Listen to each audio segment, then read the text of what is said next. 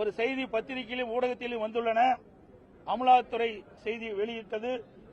அதில் 1000 கோடிக்கு மேல் முறைகேடு நடந்துள்ளதாக செய்தி வெளியாகியுள்ளன.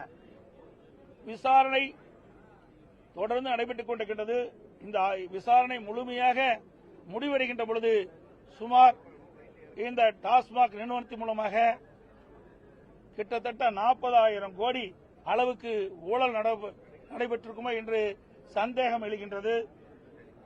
இந்த அரசு அதை பற்றி இன்னும் எந்த ஒரு செய்தி வெளியிடப்படவில்லை.